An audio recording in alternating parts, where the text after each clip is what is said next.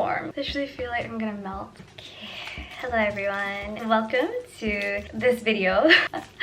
Term just ended for me and I thought I would film this what to bring to law school, what should you guys bring to law school video, because someone asked in one of my comments recently and I never got around to filming it, so I thought I would do it today.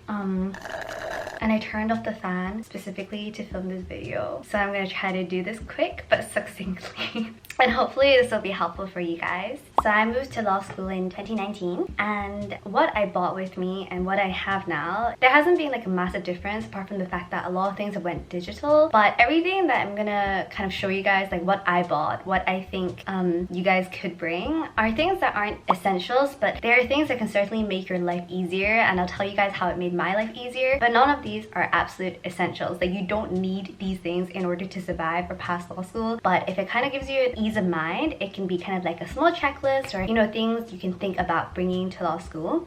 So I know there is no essentials, but I guess your typical essential is just a laptop. So I use my MacBook Air 2020. When I entered law school, I was using a gaming customized laptop that my brother made. So honestly, any laptop works as long as you can use your app. I use Google Doc for absolutely everything that I write and all my note taking, as well as Notability on my iPad. So I would say if you invest in anything for law school, it would just be a good laptop that works. I got it in rose gold. I had a pink case for it because I like pink, and also a pink keyboard cover as well. So that's just your first basic essential, but I guess now everything after this is all optionals. Another thing I found very helpful bringing to law school is my iPad. So this is the iPad Pro 12.9 inch 2019, and I made a whole video about this, so you guys can have a look at that. But basically what I use this for mainly now is just if I'm going to classes or the library and I don't want to haul my laptop, but most of the time I haul my laptop. And I also do all my reading on this iPad. So I have Notability on this iPad, and once again, if you guys want to know how I use this iPad, you can check out my iPad video. I go into more detail in that video, but basically I have all of my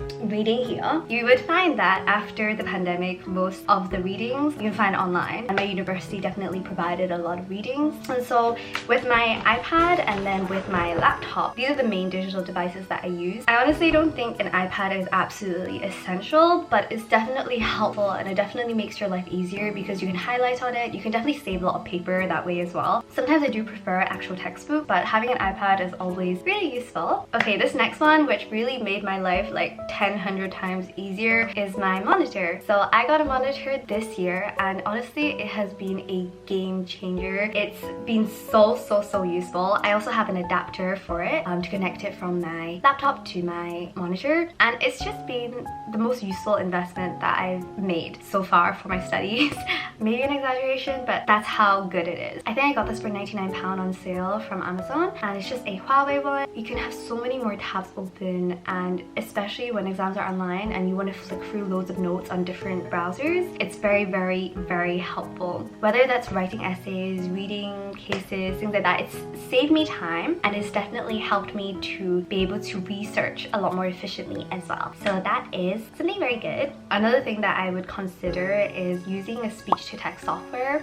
For myself, because I have repetitive strain injury, I have to use a speech-to-text software, but for people who don't, I still think it's quite a useful application to use. Even just the basic one that Apple has, which you can get on their settings, is actually really helpful. And why I think speech-to-text is quite useful is because you're doing so many essays and so much reading, sometimes it's better to just like speak it out loud, and it makes more sense as well. It's not something that you have to buy, but something you can try for free, and maybe it'll be beneficial for you as well. Obviously there's pros and cons of both, but you don't have to use speech-to-text all the time, you can just type. I also got a extra keyboard. This is just the Magic Keyboard from Apple. Before this, I used like some cuter, more aesthetic keyboards. Why I got this is because sometimes instead of typing on my laptop, I can just put it on my lap and type. I don't do a lot of typing nowadays. If I do, then it's quite nice to have something that you can type on your lap, just something that is a bit easier. The next thing to consider bringing is perhaps like a laptop stand. A lot of my friends use laptop stands. I I personally don't. I do have one, but I don't use it, so I'll show you guys. I can't tell if the lighting is changing, and if it is, I'm sorry. I have this laptop stand. I never use it, but you can like kind of put it in different increments and it'll be better for your neck. The reason why I don't use it is because I'm already short enough. I don't really need a laptop stand for it to be eye level, and so I just don't really need it, I guess. But it's definitely helpful, and posture makes so much difference in your studies. Like, you really need to sit up straight. I really need to sit up straight.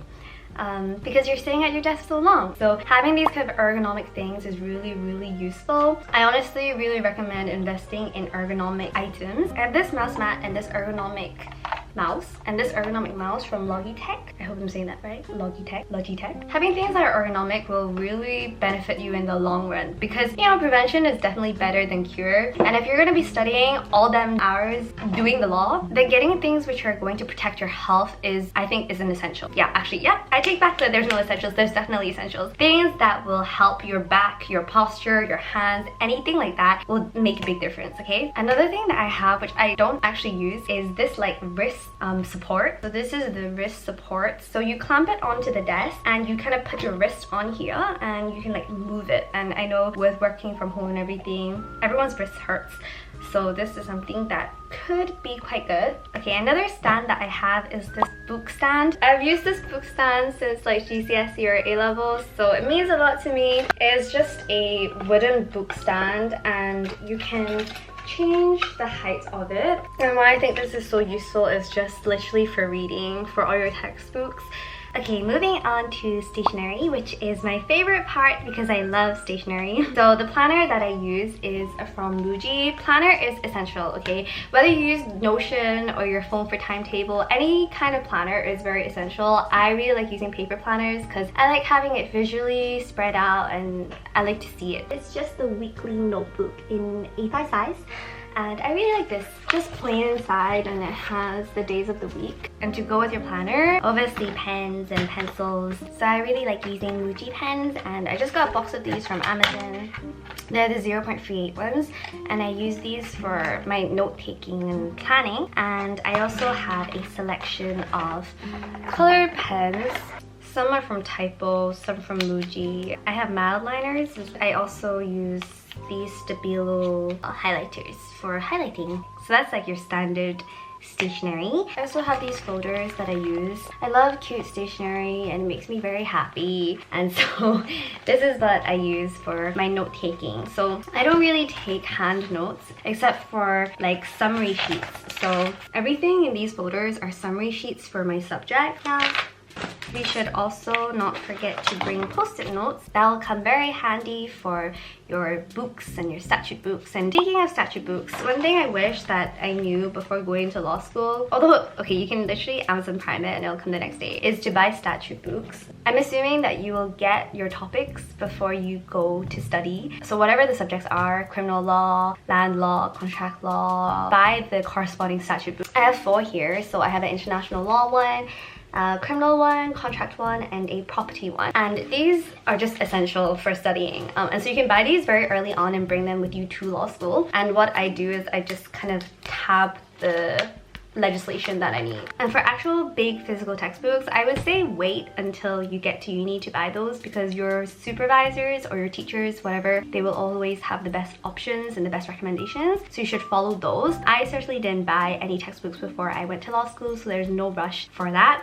I didn't even buy these until like 2 weeks into the course, so these are also no rush, but it can help you feel more prepared if you buy them early. For another thing which makes my life easier, which is definitely not an essential, is my stand on my bed. Sometimes I just like to read on it, sit in my bed and study. I don't really do that often, but if I want to, then there's always the option, and there's a nice bedside stand thing, not bedside, a nice bed stand. And another thing which honestly makes my life a little bit easier is bringing a calculator. So this is my A-level maths calculator. You wouldn't think that you need a calculator for law, right? But you do. And these are for very simple calculations, okay? Honestly, like for land law sometimes, for contract law sometimes, calculating damages and like things like that, you might want a calculator. Obviously, you can calculate literally on your phone, but if you have a spare calculator from A-level, just bring it with you to law school. Don't buy one if you don't have one, but if you have one, then just bring it. So I also bought this clock from Nessa, and for me it's quite helpful because you can set a timer on it. I have it on 50 minutes, so whenever I want focused, productive work, then I will turn the clock and I will say 50 minutes, and I will use that as my timer for the study session. And I find this quite helpful because, you know, you get a focused study session and sometimes you just don't want to work, so that kind of keeps me accountable a little bit. Okay, so for the last thing of what do you wear to law school, I certainly thought of this before I came, and now that I'm here, honestly, wear whatever you want. I know like that's not very helpful. For Cambridge specifically, I maybe bought like 10 formal dresses with me, so like pretty evening type dresses for the formals, but apart from that, like I just bought whatever I wanted to wear. And honestly, at my university at least, everybody is dressed so differently. Everyone has their own style. I like wearing crop tops and skirts, and I also like wearing jeans. I like wearing dresses, and so those are the things that I bought. A lot of times I wear joggers as well. It's just very casual. But if you're stuck for ideas what to wear, my daily vlogs, I guess that is what I wear on a daily basis, so you guys can check that out if you want some ideas.